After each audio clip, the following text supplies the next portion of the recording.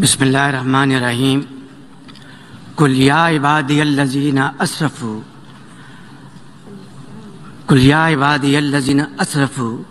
لا تقنطوا من رحمت اللہ ان اللہ یغفر ذنوبا جميعا۔ ہم نے بھی اسلام اور روحانیت خاتون نبی بسم اللہ الرحمن الرحیم۔ آج میں آپ کے سامنے بڑے افسوس کے ساتھ یہ کہنا چاہتا ہوں کہ ہمارے حکمران جو اس اسلامی ملک کے حکمران ہیں، جن کو قرآن پڑھنا نہیں آتا، اور ہم نے ان سے یہ امید لگا رکھی ہے کہ یہ لوگ اس ملک میں اسلام کو نافذ کریں گے، تو یہ ہماری بھول ہے۔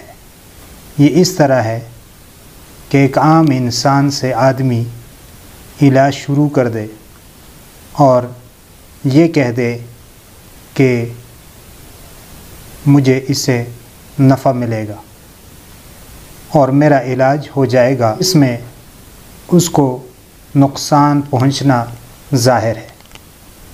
تو اسی طرح ہم نے جو یہ امید لگا رکھی ہے، یہ بھی اسی طرح ہے، اور جو لوگ ان کو آگے بڑھا رہے ہیں وہ بھی قہر الہی کا منتظر رہیں۔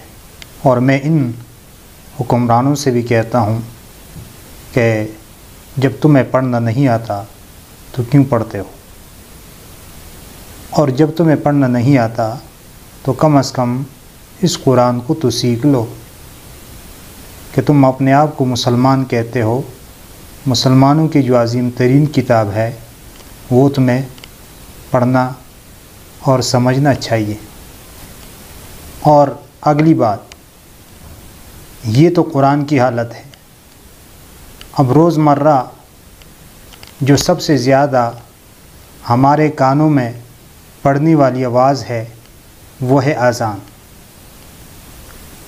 اب غریب مسلمانوں کے گھروں میں جو بچے ہوتے ہیں ان کو بھی یہ معلوم ہوگا کہ فجر کی اذان میں کتنے کلمات ہیں اور باقی اذانوں میں کتنے کلمات ہیں، اور ہمارے ریاست مدینہ کے بنانے والے اور نام لینے والوں کو یہ بھی پتہ نہیں کہ الصلاۃ خیر من النوم کب پڑھنا ہے۔